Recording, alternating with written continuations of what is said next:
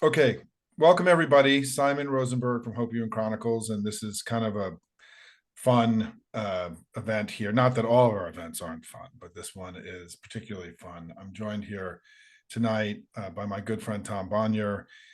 Tom and I were running buddies in the 2022 cycle. We helped create the story and narrative that a red wave wasn't coming or was unlikely to come. Thankfully, we were right, not just for ourselves, but for the country and for everything that came after. And I wanted to bring Tom back in tonight to because he's got some new data and some new things that he's going to be rolling out. And I wanted him to be able to talk about that will be useful to all of you, but also just to use this time to reflect on 2022 and now and what we learned then and how it applies to now. So welcome, Tom. Thanks for being here tonight. Yeah. Thanks again, and thanks again. Thanks to the whole community here. Y'all are awesome, and so I'm so excited when Simon asked if I'd join y'all. This is a highlight for me. Yeah. Well, listen, it's so let me start, let me level set here, which is in 2022, Tom and I started collaborating because he had done some really interesting work. He started tracking the huge voter registration surge that happened after Dobbs happened in the spring of 2022. And part of what we developed together was a theory of the election that with Dobbs, everything changed, and that there was a before and after moment in American politics. And that, I had written a piece in early 2021, in the fall of 2021, saying the midterms were not going to be a typical midterm because the Republicans had run towards MAGA politics that had failed, and that Democrats also, because of our robust grassroots, we were going to have opportunities to mitigate midterm drop off, this ridiculous phrase, but which is something we talk about, and that Joe Biden had been a good president. And that, so my basic view was that this was going to be an atypical midterm. I even wrote this out in October of 2021. So when Dobbs happened, we started immediately getting, there was what was unusual about what happened with Dobbs is there was immediate data within days that the election had fundamentally changed, which seldom happens in politics. There isn't, things usually take 2, 3, 4 weeks. Some kind of big event will often take time to kind of cycle through the American people, in part because there are large numbers of people who aren't paying that close attention, right? And so it may take a little while for them to understand something that happened. And with Dobbs, I did this presentation about a week after the Dobbs decision that was saying, hey, hold on, I think this is going to be a close competitive election. That presentation went viral. It started connecting me to many Democratic grassroots groups around the country. But the core of the argument that we made, and I want Tom to reflect on this, was we saw the Tuesday after Dobbs, there was a special election in Nebraska where the Democratic candidate dramatically outperformed, 2020 polling without us having spent any, it was Nebraska, without us spending any money at all. There started being an immediate change in the national polling, and particularly with independents. Independents were, there was evidence of them swinging towards the Democrats. We then had a series of other special elections throughout the summer and fall where Democrats were dramatically outperforming 2020 numbers, which was unusual if this was going to be a bad year. And then we had the second quarter filings for fundraising where we dramatically outraised the Republicans in all the House and Senate races that mattered across the country, which was also unusual in a year that was supposed to be bad for us. The red wave was coming, we were told every day. Tom then found this data on the voter reg stuff, which I'm going to let him talk about, and then using tools that he developed, his firm developed, called Target Early from Target Smart, his company.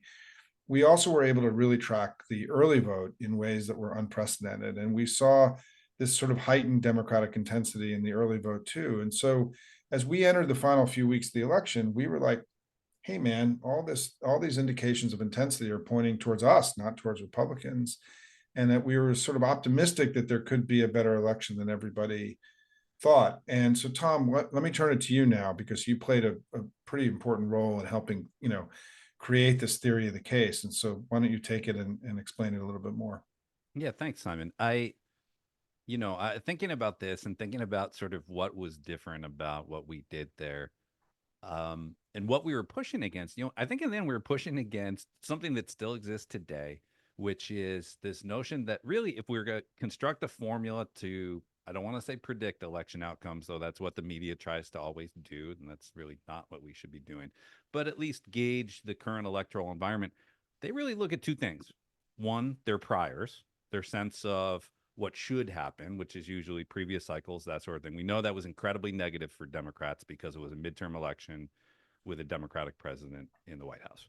And then two, polling. Those are really the only two elements of information that generally enter into the equation. And so, what you and I were doing initially on parallel tracks, and you said we're doing this far before even I started to look at it in this context, going back to 2021. For me, it was the Dobbs decision, and really asking a question of that everyone was asking, which was, how will this impact the electorate? I think we all had a sense that it'll have a big impact, but we can quantify these things. And so, I think the thing that set apart what we were doing and why we were drawing different conclusions is, yes, we were looking at priors in terms of precedent of elections like this. And we were looking at polling data, though you especially were looking at it with a much more critical eye than anyone else was. But we are also providing a lot of weight to actions people were taking. And so, as you said, part of that was special election results and how they were under or overperforming past precedent. Voter registration data, which is the thing I want to talk about in a second, uh, fundraising, all of the sort of actions that we can take, actions that people on this call are taking themselves or driving themselves, going out, postcards, that sort of thing. And so, for me, it was the Kansas election. It was that Kansas ballot initiative that happened right at the beginning of August. Public polling said it was a 1 or 2 point race in either direction. In the end, we probably all remember the pro-abortion rights no vote ended up prevailing by about 18 points. It's called very early. So that's the first thing I looked at was the voter registration data for that time period. And you really had this narrow 3-week period, June 24th, the Dobbs decision, to mid-July when they had the voter registration deadline for that election. And so this 3-week period I looked at, and it was shocking. Again, I've shared this. I imagine many people on this call have already heard this, but it bears repeating. 70% of the people who were registering to vote in that 3-week period were women, overwhelmingly young women. I think a lot of us look at that in retrospect and we probably say that makes sense, but I don't think many of us even can internalize how unusual doesn't do it justice. Unprecedented, that is. It doesn't happen. Women and men are roughly half of the population, women slightly more, but new registrants, generally it's about 50-50. If it goes 52-48, something weird is happening. This was 70-30. And so at that point, we started opening the aperture and looking at more data. And then Simon said, looking at the New York 19 special election that came after that, the Alaska special election. These were all in August. And then, as Simon said, the early vote data. And so I do want to give a shout out to our team at Target Smart, building this website, Target Early, targetearly.com, that allowed people to look at that individual level data of who was voting, right? So the polls are saying one thing.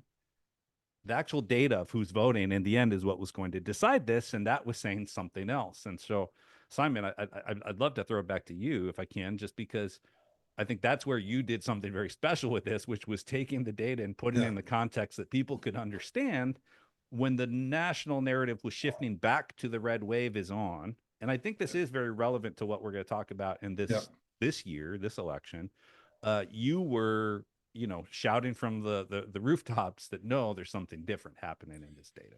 Yeah, and listen, I mean, this is really important because we're going to apply the same thinking to what's happening now in a minute, right? So we're trying to establish sort of how we got the election right when almost everybody else got it wrong was because A, we expanded the data that we were looking at to include these other indications. Tom called it the 4 indications of intensity that were all pointing in the same direction towards us. We also, in the polling, there was this huge difference between independent public polling, which showed the election close and competitive, and then this red wavy Republican polling that they flooded the zone with this kind of junky polling at the end that was consistently 3 to 4 to 5 points more Republican than the independent polls. And if you went into the states where this was happening, and again, usually what happens in the states is there's less polling, so it's easier to push around the averages in the states. There was clearly a campaign that was underway by the Republicans to push the polling averages in a way that made it look like the Republicans were going to have a red wave. We still don't really know who did it. We don't really know why. We know the pollsters that were involved in it. And there's no question that it was a campaign, right? There's because it was 6, 7 polls. The polls often had very similar numbers. Polls often usually were adjusted by having very high African American Republican performance, which sort of changed the entire poll. So we were seeing these other indications of intensity that were all pointing towards us. We were then seeing independent public polling showing the race close and competitive and not red wavy. And so we argued in the end, hey, and then the early vote. The early vote came, and this is going to be really important because the early vote is going to start very soon. And a lot of what we're going to talk about today is the significance of what's going to come with the early vote. Is that the early vote, Tom had this unprecedented tool which allowed us to use what's called modeled partisanship. So it wasn't just Democrats and Republicans. We could see into the electorate of how everyone was voting in the early vote, because every night the county registers, give to campaigns and to the public a list of who voted, not how they voted, but that they voted. And Tom's firm ingested all of that from all across the country and produced twice a day this update of how people were voting in the early vote, not only in the state, but also relative back to 2020 and 2018 at the same time. So we had incredible data that no one's ever had before to look at the early vote. And the early vote has become a really big deal. It's a much bigger part of our politics. And so the ability to have analysis of how people were actually voting in the election usually tells you a little bit about what's going to happen in that election, right? And so some of this stuff was being dismissed by commentators. It's all fine. But what we saw was this heightened Democratic performance in the early vote, which was surprising because we still believed, I think the two of us believed that the likely scenario in this election was going to be a red wave or a good election for Republicans and not a great election for us. But the data just kept telling us something else, And so, I remember one night I had a crisis of confidence and faith. I think I called you, Tom, and I'm like, are we really reading all this stuff correctly? But the early vote, because this unprecedented data that Tom created for us and allowed us that I interpreted, that I spent a huge amount of time. I'm a numbers dude and I like crunching this stuff. We saw this heightened Democratic performance in the battlegrounds. And so where we ended up in terms of this red wave analysis is that we had heightened Democratic performance in special elections and off-year elections. In this time it was special elections. We had heightened Democratic performance in fundraising, heightened Democratic performance in the voter reg numbers, and heightened Democratic performance in the early vote. And what we said was, why is it that all of a sudden on election day, the election we've been seeing over the last 5 months is going to somehow become a different election? And it wasn't. It was the same election. There was one election. And so one of the things that's important now, fast forwarding to today, is that Tom and I believe we're still in basically the same election. That this election is going to be a lot more like 2022 than 2016 and 2020. We had a long conversation about this over the last couple of days. And that we're now, when you go back to these heightened levels of intensity, these things that we used last time, this time the polling is actually much better for us than it was in 2022. Kamala Harris is clearly leading in the national polls and doing better than Trump in the battleground states. This is, in my view, this is not a toss-up election right now, and we could debate that. Number two, dramatic, intensity measures on fundraising, dramatic intensity measures on volunteers, dramatic. We have real polling data showing that we have a significant intensity advantage. Tom, why don't you talk about some of the data that you've gotten a lot of press in the last couple of weeks on this voter reg data, which frankly you had been warning the party privately, because I've been in some of these calls and meetings, that the voter reg data for us, over the last year was not so great, right? A little bit of a warning sign given our theory of the case, but then things changed, right?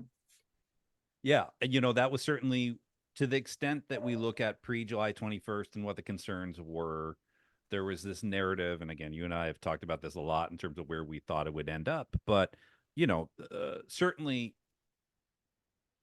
there were problems with the Democratic base in terms of engagement intensity, especially younger voters, voters of color. And again, I think our belief is that the robust effort and a well-funded campaign would be able to bring those voters around. But the big question in my mind, right on the heels of July 21st, was, well, what reaction do we see from the electorate, especially from those voters, those what we call lower propensity voters, which is the common term, which propensity, they're talking about turnout propensity, the likelihood that they will vote. We have models on all these things. So people who have not, maybe they voted for the first time in 2020 and they haven't voted since, they have infrequent vote history. And so, again, similar to the analysis that we did post Dobbs, we applied the same basic framework, but this time instead of June 21st, June 24th, 2022, we looked at July 21st of this year as the date of the candidate change. And for the initial analysis, I won't bore people with this, but voter files, some states are updated very frequently. Some states can take weeks and weeks and weeks. There's a whole, a lot of people ask me this on Twitter. How does that impact the polls? Does it impact the polls? Yes, most polls are pulled from voter files now. And if you have a surge of new registered voters in a state that takes a month to update their voter file, those people will not be polled, or they likely will not be polled. So that is a consideration.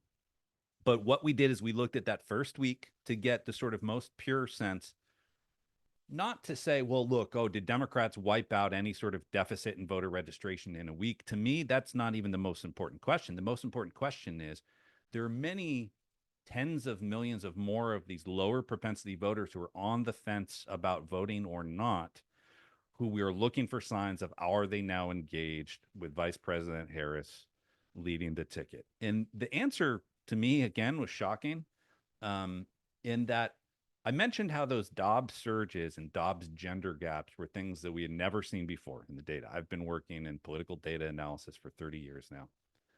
I never expected to see anything like that again. And what we saw is 2 years and 1 month later, we saw surges post July 21st and gender gaps that exceeded the Dobbs surges in many of these states. And we're still rolling out this analysis. And as Simon said, we will be rolling out a tool, and this is the first time sharing this publicly with folks. But next week, we will be rolling out a public tool that is a dashboard that will allow anyone to go on and run this sort of analysis, similar to what we did with the early vote data, because we believe in democratizing this. We believe that a better informed electorate is a good thing. And it helps us be clear-eyed about the opportunities and challenges in front of us. But what we found, and I'll just share a couple of the numbers, some that have gotten more of this attention here, I think rightfully so. Yes, the surge is driven overwhelmingly by women, all women. Where we're seeing the biggest increases are among young women of color. So I'm talking about, we cut it at younger than 30, looking at young Hispanic women and young Black women, where across the sample of states where the voter file has been updated, which is now, I think, about 24 states, so almost half of the country, we are seeing among both of those groups just over a tripling of the registration numbers that they put out in the exact same time period in the 2020 cycle. A tripling of those numbers. So you don't see that. You're seeing massive gender gaps. And this isn't just in swing states. This isn't just in blue states. The biggest gender gap I've found so far in the new registration is in Louisiana. But then you see numbers almost as big in places like Michigan and North Carolina and Wisconsin. There are some big states that have not provided updates yet, like Pennsylvania. I'm eager to see Florida. We can have a whole conversation about that. Not predicting anything there. I just kind of want to see how far this is reaching, given how challenging Florida has been lately. So it's the same analysis, as Simon said, that we were applying in 2022 that led us to the conclusions that it led us to 2 years ago, but we're seeing even bigger numbers. Now, that's one box check. Something Simon and I talked about a lot through the 2022 election was, what boxes are we checking? And there's all these different things that we talked about.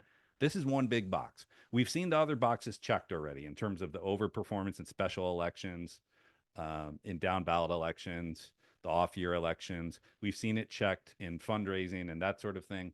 The next big question, perhaps the biggest box to check, apart from the most important election day and the totaling of all the votes, is early vote.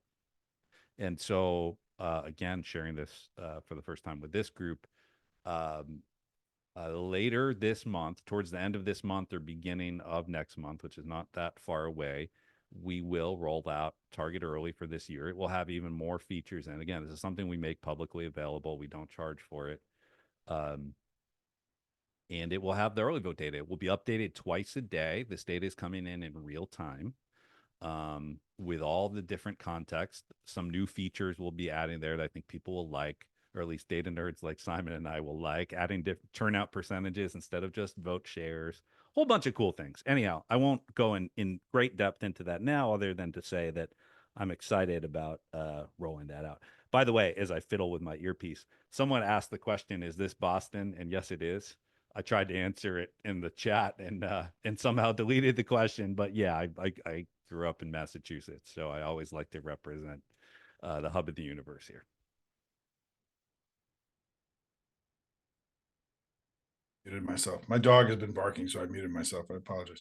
Let me try to sort of bring it now all to this moment and where we are, and use all of this. We went through a lot of data here, a lot of tactics, and so on, but it's really important because what we saw in 2022 is that this strategy we had of how to look at all this data ended up being far more accurate and than many of the other traditional folks in the business who get paid a lot of money to do this. And so applying the same technique is that what we're seeing again is all the data is kind of pointing in the same direction, which is that Democratic intensity is much higher than Republican intensity. And the reason this matters so much is that intensity is now also something that can be channeled into money, into phone calls, into postcarding, into canvassing, into action.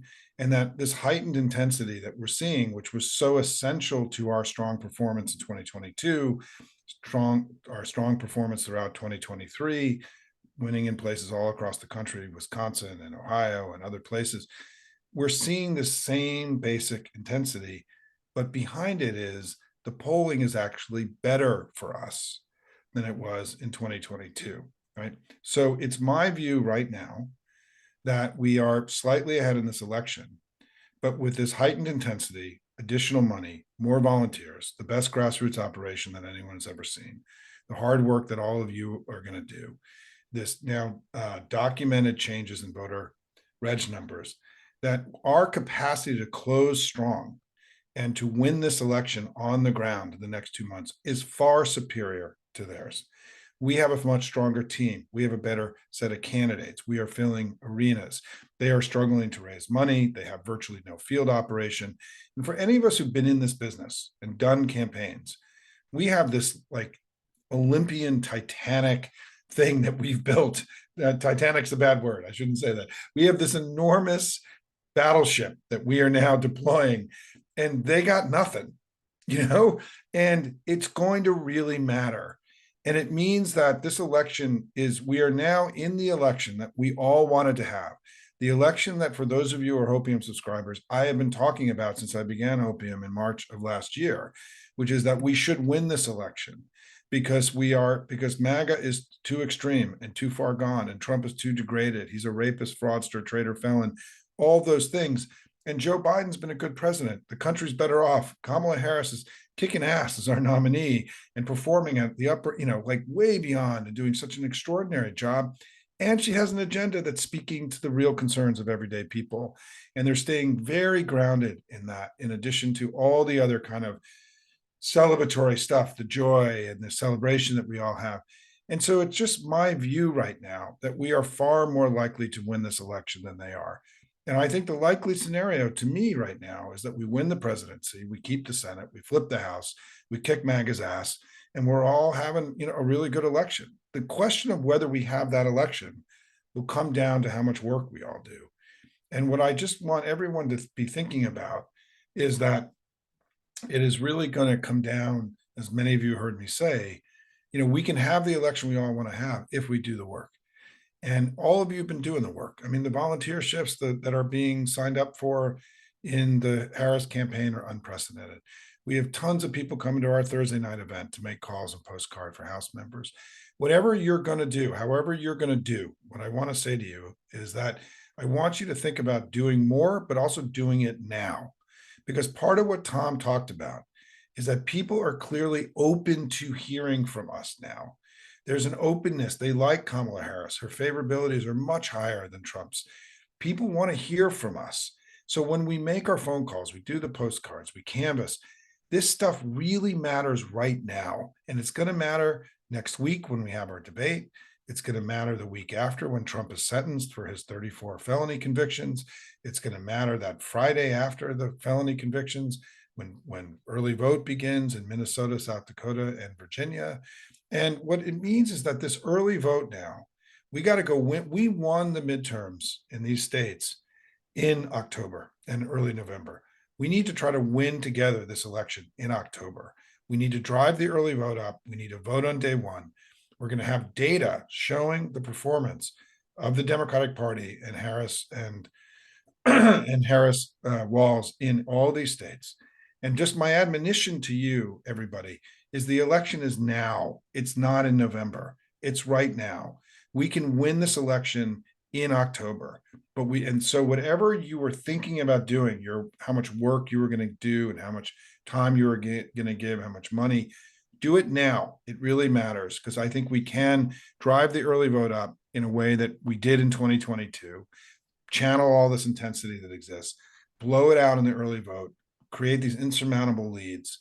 And then, and then what starts to happen is we're going to have data showing our performance. And our kicking their ass is going to be showing up as it did in 2022. It's going to start showing up in the data. And if we're kicking their ass, the stories in American politics the last couple of weeks is Democrats doing unbelievably well and Trump struggling. And that's going to depress their turnout. It's going to cause money problems for them. And it helps create a vicious cycle for them and a virtuous cycle for us. And so this battle over the early vote, I really now believe that we are going to win elections in the future in the first 2 to 3 days of the early vote, not on election day. Tom calls it the very last day that people vote. And so it's a mindset change for all of us. We've always been an election day party. We're not anymore. We're an early vote party. We have an enormous advantage and we have to prosecute it. And so part of the lesson here from us is we can win this election if we do the work, but we need to be doing the work now because there are a lot of people waking up. And if they get a call, if they get a door knock, it's really going to have a major impact on them. And so thanks, everybody. Tom, just before we go to questions, any final thoughts that you want to share with folks? Yeah, I have, as always, when I talk about these things, I get going and then I forget a couple things I wanted to get to. So I couldn't sum up things any better than you possibly did. I can't agree with it more. And the importance of going out there and voting as early as possible. Simon, you've been the best advocate for this out there, and it's gratifying to see other people picking up that mantle and echoing the message that you've been sharing. And so I encourage this group to keep doing what you're doing on that front. And the first mail ballots will be sent out in North Carolina on Friday of this week. So there will be people filling out ballots this weekend in North Carolina. So one other thing I just wanted to come back to, because I get this question a lot on Twitter. So to folks here to help spread the word, two things. When people talk about the voter registration numbers I'm sharing, they'll often ask, what are the raw numbers? And that's a good question. We are talking about hundreds of thousands of new registrants. I alluded to this a minute ago, but I just want to be clear about this.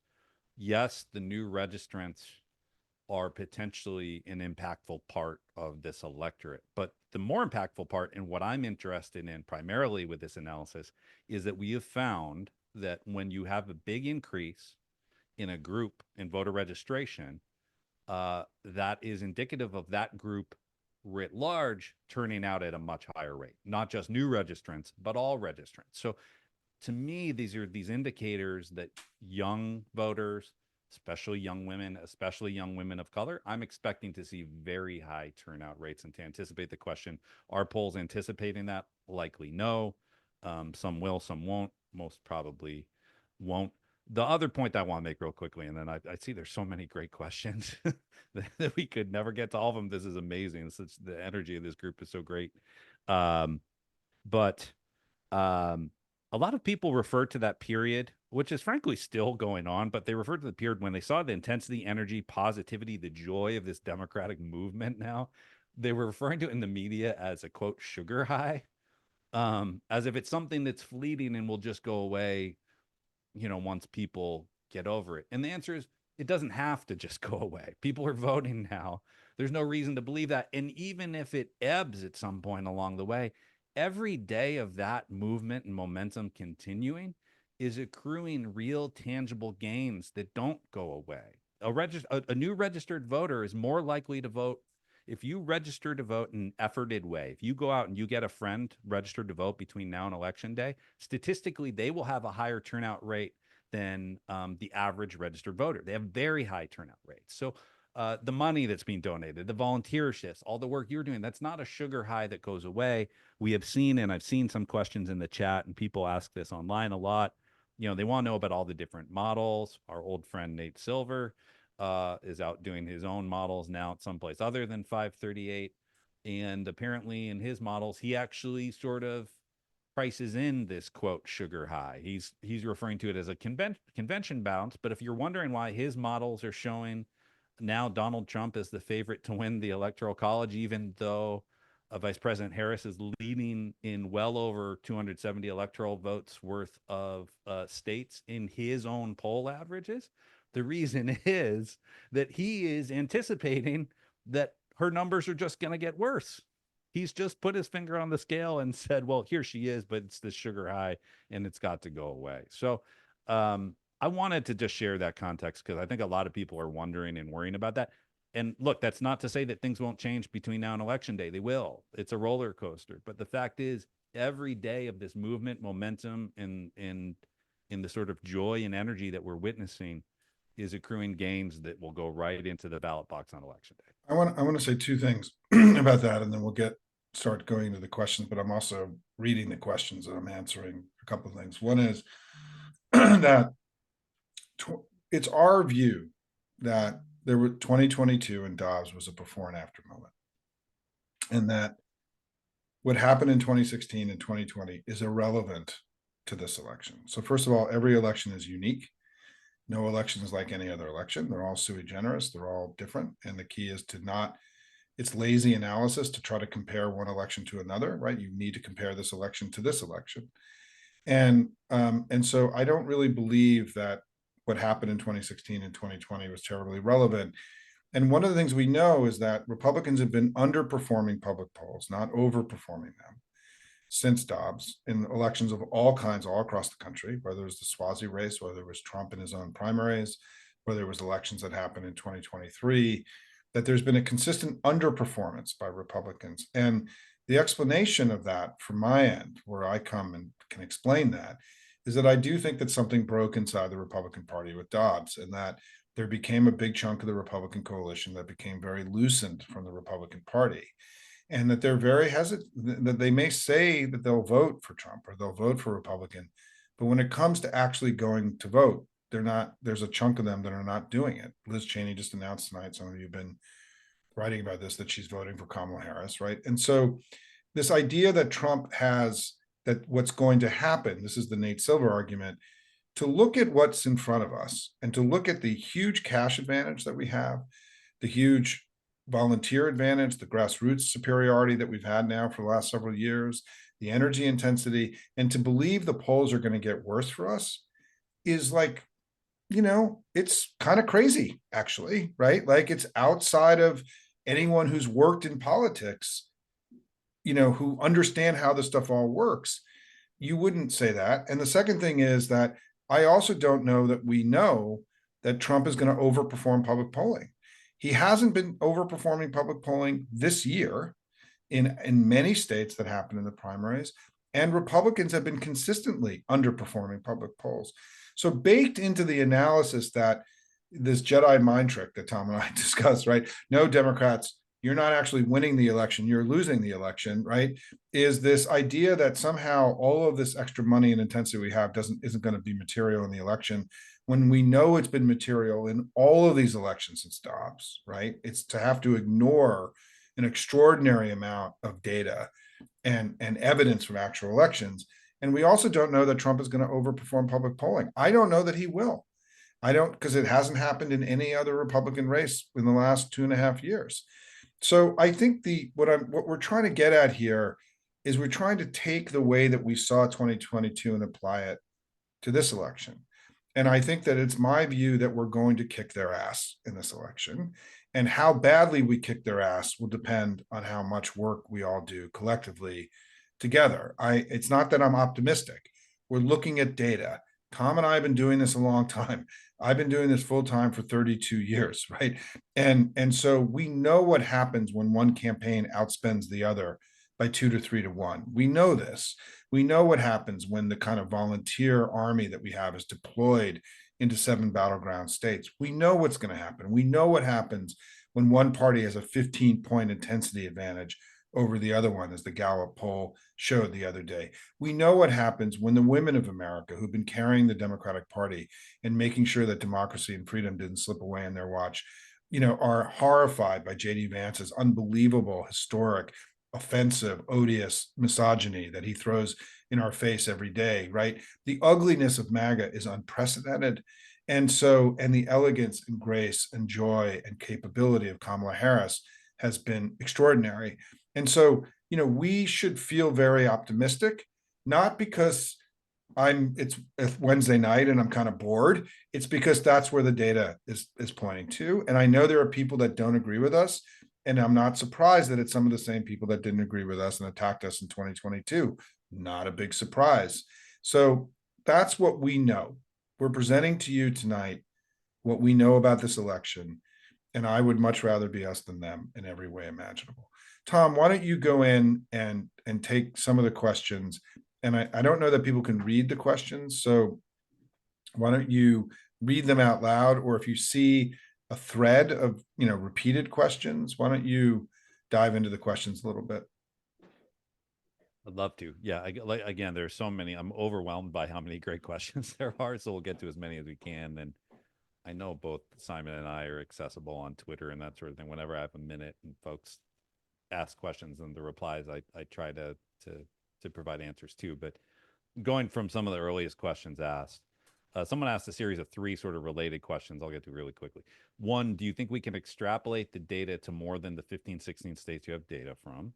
Two, do you think August will show the same results or even higher registration data? Three, do you think the current polling is missing this? Trump significantly underperformed polling in the primaries this year. Do you think that's continuing? So awesome questions, all related to the new voter registration. So in terms of extrapolation, and there are a lot of questions I've seen to this effect asking about, well, do you have this state or that state? Again, it's actually expanded to almost 25 states now, somewhere between 23 and 25 states at this point. We're updating every day. There are some key states that we don't have. Georgia is one of them, but I talked to some great reporters at the Atlanta Journal-Constitution who did, I think, a cool thing for political reporters to do, to actually roll up their sleeves and do this themselves. They went out and got the voter file in Georgia themselves and basically duplicated the analysis I've been running around everywhere else. They duplicated it in Georgia. It's behind a paywall, as the AJC is, but I can tell you that the results showed the exact same thing happening in Georgia.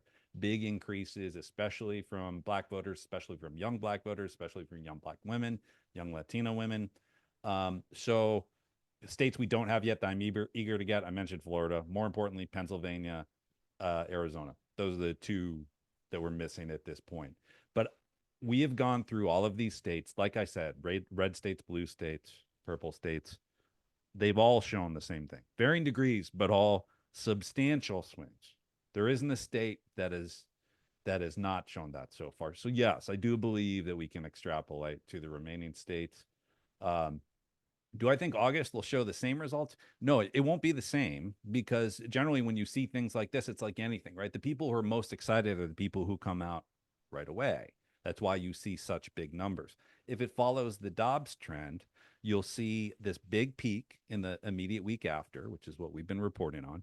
And then you'll see it settle back down, but back down to a level that is well above where it was before. And you'll see this slow boil. And generally what you'll see is spikes that come now that we know that this is something that works. as we go out and do the efforted. A lot of this was organic. The campaign is very aware of this. They are going out and putting their resources in, as are many partners in this space, to now go out and do the efforted version of this. So you will see more spikes. Um, and I think that's incredibly important. Question of the polling again. I don't want to go too far down that rabbit hole, but I agree with the person who asked this question. Simon mentioned this. They mentioned this in the question that there's this whole. I tweeted a thread about this earlier tonight because we've seen this pretty persistently. This idea that Trump just has this built-in advantage where the polls always underestimate him because of 2016 and 2020. And the reality is, again, we don't have to go far down this path, but for that to be true, you would have to ignore everything that's happened in the last 2 years. You would have to ignore the fact that Republicans have systematically underperformed their poll numbers, including Donald Trump in the primary. You would have to assume that all the pollsters have not changed their methodology at all. You would have to ignore that the fact that 2020 happened in a pandemic and Democrats and progressives were just more likely to be home answering polls because they were more likely to take the pandemic seriously. And that's not the case anymore. There's so many elements that undermine that argument, but that still is baked into a lot of the thinking. A lot of people look at the polling and they say, I've heard very intelligent people say, well, unless Vice President Harris is winning by 4 points, a minimum of 4 points nationally, she's going to lose. We don't know that's the case. And in fact, I don't think that is the case. The electoral college bias has been significantly diminished. So yeah, I do think the current polling is potentially missing this, but it depends what we're talking about because it's such a wide range. Yeah, a lot of the polling is missing this. A lot of the polling is overweighting Trump supporters, or at least that's my belief. Well, and let me just say one thing. I wrote about this today at Hopium, is that all 7 states are in play, and they're all competitive. I mean, we need to try to win all 7. We also have had very good polling in Nebraska too, the blue dot, both public and private polling there. And if you look at the 538 averages today, and Tom and I, or I should speak for myself, I generally view the 538 averages being a half a point or a point a little bit more Republican than reality, because they do include a lot of chunky Republican polls, which is fine, and we could debate that all day long. But I'm using 538 as my touchstone and my place to go. And there isn't a lot of junky Republican polling. There hasn't been this sort of huge uptick in bad polling yet, and there may be, and we have to monitor that. But Kamala Harris is ahead in 6 of the 7 states in the average. She's only down in North Carolina by a little bit. And part of what's also happening in this election that I think is something that is another thing that favors us is the poor performance of statewide Republicans in all these battleground states. I mean, we're winning many of these Senate races by, mid to high single digits right now in public polling. We know that Mark Robinson is collapsing in North Carolina. We know that Carrie Lake she didn't collapse because she was already down and she never got up in Arizona, and she's continued to be an embarrassment. And so part of what's happening is that underneath the presidential, there's just lots of good news for Democrats and lots of bad news for Republicans, which again, as we get closer to voting, that's going to matter more, because the gap, traditionally what happens is the gap between the presidential and the down ballot races closes. It doesn't mean it will. We have to be, but usually it does. And it's far more likely to move in our direction than towards the Republicans, because we're just going to be so much louder than they are in the end. And we have good arguments and a good candidate and blah, blah, blah, blah, blah. Right. So this structural thing, and we've started also seeing, I wrote about this today, the congressional generic, which was a number that was very important to our analysis in 2022 that we use much more than the Biden approval rating. That's now moved 3 points towards the Democrats. We have almost a 3-point lead in the congressional generic, very similar to Kamala's lead. I mean, that's beginning to move. And one of the things when you play with data is that it's important when data is all harmony and pointing in the same direction. And a lot of the data right now, what's been remarkable about the polling is that there isn't really a lot of outlier polling. It's all been really consistent about where the race is, which is that we have a modest lead, and that I think we're favored for all the reasons that we discussed. Okay, Tom, why don't you go to the next one? pick Yeah, out. two quick ones I want to get to. There's just so many questions about Pennsylvania, and I get it, right? The blue wall remains incredibly important.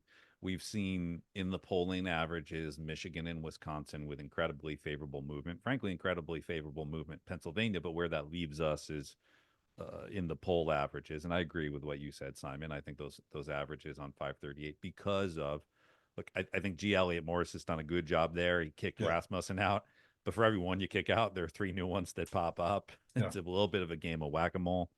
Um, uh, it shows a narrow lead for the vice president.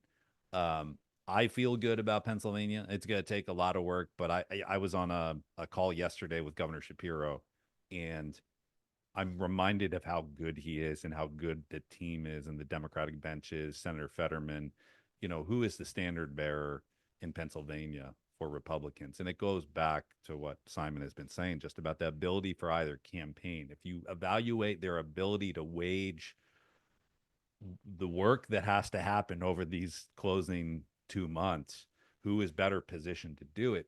It's just not even close. And so that's the Pennsylvania element. And then just real quick, this isn't a related question, but it's a good question I want to get to before I forget about it. And Simon, I'm sure you have thoughts about Pennsylvania we can come back to. Does the outrage about Dobbs continue to affect voting in the same way 2+ years later, or does the effect get mitigated the longer women go without basic rights? Does that become normalized?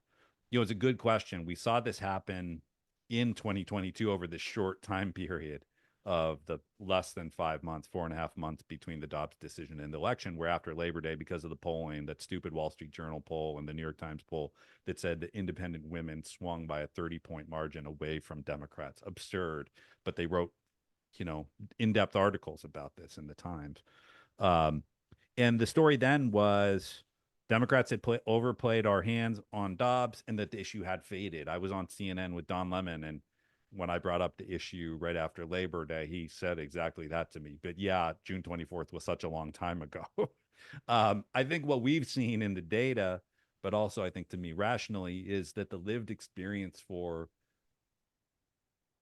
tens of, if not hundreds of millions of Americans has been an absolute nightmare. It has been worse than they expected in this post-Dobbs environment. The Republicans have proven themselves to be more extreme. And even as Donald Trump tries to, from time to time, appear like more of a moderate on the issue, he can't help himself. So one day he says that he's not going to vote on the to protect the 6-week ban in Florida. And then the next day he comes out and says, actually, he will.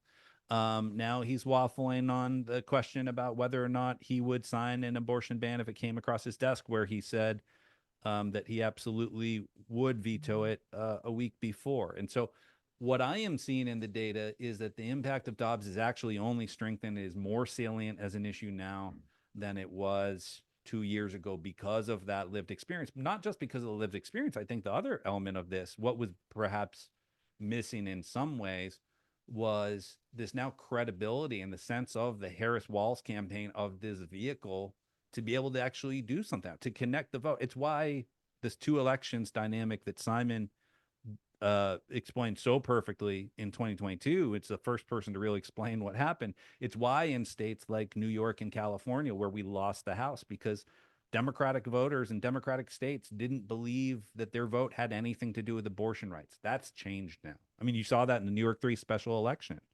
where Tom Suozzi won at the beginning of this year, a district where Democrats didn't come out at all in November 2022 because Dobbs wasn't mobilizing voters there.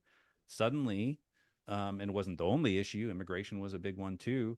Democrats were very fired up. And so I do think you're going to see Dobbs actually have a bigger impact in this election than it did even in 2022. Yeah, and Tom, I just want to make one note of that. Tom and I talked in 2022, when we were watching commentators on television tell us, often male commentators on television tell us that women cared more about the price of eggs than the loss of bodily autonomy.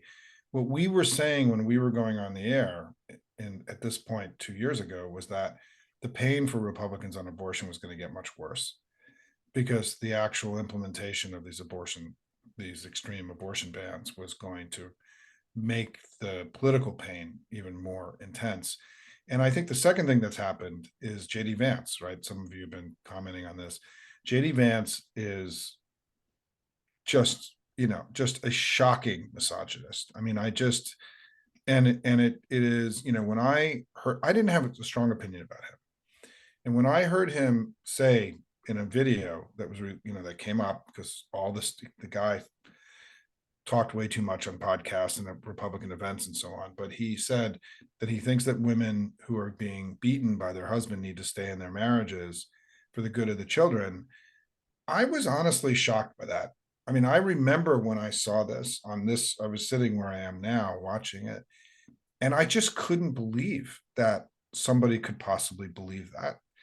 And I think that he has reinforced the danger of what they represent. I believe that the women in my lives, my daughter, my wife, my colleagues, the people I work with, they have fewer rights today than they had 2.5 years ago. Their lives have been diminished by what's happened, and it's going to get a lot worse if they get into power. And I think what's happened is that men now have been given permission to sort of get into this game powerfully, that this is about fellow citizens, people we love who've had rights and freedom stripped away from them. And there's sort of a level of outrage now that I think exists in men too, right? About what's happened. This isn't just a women's issue anymore. This is a rights and freedoms issue for America. And what did Kamala Harris say at the convention? That these guys have gone crazy. She had some line, I got to get the exact line about this. And on this stuff, they have gone crazy. I mean, women in America have less rights and freedoms than they do in many developing countries now. It's absurd where we are in this. So I do think this is deeply salient. I think that the vice president's candidacy has also elicited more powerful emotions about all of these matters, about how women are being, essentially assaulted by this new MAGA movement.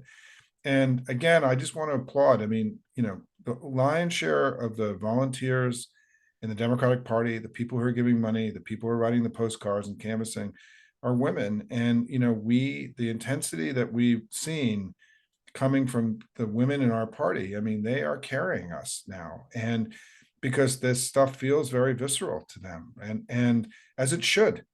And, and so I think this has been, Tom and I have been, I think core to our analysis have been two basic things. When we look back in the last 2.5 years, if you don't think that Dobbs was a before and after moment in American politics, where everything changed, it's very hard for you to understand what's happening in American politics. It's why people got things so wrong in 2022. It's why people are still getting things wrong in 2024. It's why the media consistently overestimates their strengths and underestimates ours, which has been a huge problem because they don't see this kind of intensity. We're describing the grassroots army that's developed around MAGA in the last few years. That's invisible to people like Nate Silver. They don't see that. They just rely on polls. And as we just tried to explain to you, people who relied on polls in 2022 got the election wrong. And because there's a lot more data available to people, and people in politics. I tell the story that I had lunch with Julie Murs, who runs the DCCC, a few months ago to go over my strategy in the House. And we didn't even talk about polls. We went through all these races because they were basically all the elections, they were all close, right? We were talking about all this other stuff, the performance of the candidate, how much money they were raising. Did they have a good argument, right? Do they have a good team around them? All these things that we use, people who do this for a living and make their living based on winning or losing elections, not on commenting on television, that we know there's this whole set of other things that are super important to evaluating the health of a candidate or a party. And those people who only look at polling are purposefully ignoring a huge amount of other helpful data that will help them have a much more holistic understanding. And so part of what Tom and I try to do tonight is to help you understand the theory of the case. And then I'm not just hopium because I, am just praying that everything's going to be better. The data backs all this stuff up, right? And has been backing it up since Dobbs happened in 2022. And Dobbs was a huge, like an earthquake in our politics that's still playing out. The reverberations are still playing out. And if you want to know, as Tom said, look at the way that Donald Trump has been all over the place on abortion, on IVF, right? On everything the last few days. It's desperate. It's pathetic. It's weak. It's cowardly. He knows this stuff is kicking his ass. He knows that this has become a millstone around their party's neck. Look, let's just be clear. The Republicans have done two things in recent years that should keep them out of power for a long time. One was stripping the rights and freedoms away of more than half the population. The other was trying to overturn American democracy for all time. So no one should be surprised if the country rejects these guys, because nobody's deserved to lose an election more than the Republicans are in this election, in my view. Tom, I know we're going to just got a few more minutes, maybe grab one or two more, and then we'll let everybody go. Yeah, two quick ones. A lot of questions about AAPI voters, Asian American Pacific Islander voters. I think as a lot of folks know, if you don't know, you should know this. AAPI voters were critically important in the 2020 election. Fastest growing demographic group in the country. Huge increases in vote, especially in Georgia and Nevada. We don't win those states without their increase in turnout. Voter registration data. We haven't seen the same increases among them that we've seen with younger Black and Latina voters, but we've still seen big increases. So in terms of like potential work where we could do more, I think that's one area. But again, positive numbers, but not in the same lines with everything else we've seen. The other question I've seen come up again and again, which is a great one, which is the Montana Senate race. This is one of the unfortunate things of the changing media landscape and the loss of so many of these high quality polls. If you look at the 538 polling page for the Montana Senate race, you see, I think, 6 or 7 polls conducted in the last few months. Most of them are Republican polls. There's no high quality polls in there. They show a close race. That's one that we can't afford to lose. But I want to speak frankly, I don't have a good read on that race now. I think John Tester, you couldn't ask for a better candidate, and I think this is a very difficult environment as it was in 2022 for challengers. So I think he'll finish strong, but obviously one that bears some attention.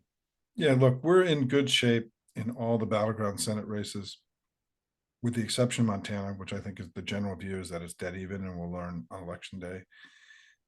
Whether or not any of these other reach Senate races can come into play, we just don't know. I mean, putting a state like Florida or Texas in play is very expensive. And I think I think people in the party are very open to believing that one of these other races, Nebraska, um, and there's another one I'm forgetting, is that there's 4 altogether that are sort of reach that are not as that we, let's hope that the landscape has changed enough that we can take a hard run at one of these to try to put them in play to sort of backstop in case Tester loses. But it's not an easy call, right? And particularly in Florida and Texas, given that we don't have strong party infrastructure there. And, these are very expensive states. I will say that, in Florida, the ballot initiative, as we saw from recent polling, is polling over 60%. And so there is optimism that the ballot initiative is going to make abortion salient. And I will tell you that even if we don't win statewide in Florida, if that ballot initiative passes, it is a unbelievable blow to the MAGAs of Florida, to DeSantis and all the MAGAs. And for those of you who are in Florida and working so hard, look, we're turning the corner, right? Like we won Jacksonville. Hopium was very involved in that. We won Tom Keene's special election earlier this year. We were very involved in that. We raised a lot of money there. We're on the road back in Florida. And the goal is to get as far as we possibly can in what could be a very promising year for us. Whether it's going to be enough to deliver us a Senate seat there, I think that I think all the party committees are polling like crazy right now. Right? The convention happened. They needed to, this has been such a wild election, right? Like people needed more data. And I think a lot of decisions are going to get made about allocation of resources in the next, week to 10 days. I think the debate will provide more additional information next week. But listen, we should be optimistic about where we are. We have a lot of work to do. We had a difficult map in the Senate. I think the House is very promising. I mean, just Harris being at the top of the ticket in California makes it far more likely that we pick up 5 House seats in California, right? Because of just the enthusiasm and excitement for her there. These are all still races that we have to go win. One of the things that's interesting for those of you who are nerds and tracking all this stuff, many of the House Democrats went up on the air in the last few days. So there are ads now, and I'll start posting them on Hopium. But many of the candidates we've been investing in are now up on the air with television ads, which is pretty early in a House race. I mean, we're 2 months out. Many of these California and New York races are crazy expensive media markets. So being able to have the confidence of money to be able to go up in New York or California media markets 2 months out, it's pretty amazing. And I just want to thank all of you who've been doing the work in the House races too, because I'm very bullish on our opportunities in the House. Tom, why don't we wrap up if you have any closing thoughts and just remind people about what you're going to be releasing out into the world in the next few weeks. Yeah, so thank you. So next week, be on the lookout for our voter registration dashboard. We will share with Simon, with the Hopium community, the link to that, so you'll have access to that. And then later this month or at the beginning of October, we will have the Target Early site with the early vote data. Yeah, I just want to say again, Simon, thank you so much for having me here, and thank you to this wonderful Hopium community. Y'all are amazing, and keep doing what you're doing. It's working. Keep it up. Well, this is a community of doers, of ass kickers, of proud patriots who love their country, who are not going to let their democracy and freedom slip away on their watch. I mean, listen, folks, we've done a lot of amazing things together at Hopium over the last year and a half, but the biggest one is right in front of us. Keep doing as much as you can. Do it now. Don't wait till late October. Change your schedule, move things around, sign up for a phone bank for Harris Waltz this weekend. Help me on every Thursday night from 7:30 to 9. The Hopi community gets together. We make calls and postcards for these races that are the most likely to flip. If you can go travel into a state for 3 to 4 weeks at the end, the two states that I'm recommending for folks, or as I would go to North Carolina and Arizona. To me, those are the states that if we win either one of those, the map gets so hard for Trump by taking those states away from them. And so if you're worried about Pennsylvania, then let's go double down on Wisconsin. I mean, on North Carolina and Arizona. There are MAGA candidates there that I think are going to, at the end of the day, drag down their ticket and give us and make more possible for us than would have been the case. I feel really good about where everything is, everybody, but we've got to go do the work because in Hopium, right? We don't hope. Hopium is hope with a plan. We just don't hope the elections are going to turn out well. We do the work to make it so. And so keep working hard, everybody. I'm so proud to be in this fight with all of you. Tom, it's great to see you, brother. And thank you for once again being so generous to provide these public utilities and these tools that will help Americans have a greater understanding of their own politics. These tools were essential in helping us understand what happened in 2022. I hope you get out Target earlier than early October. And if there's anything I can do to help you, I think having that tool out in late September would be better than early October, but do your best. But anyway, thanks everybody. Keep working hard, and let's go win this thing together.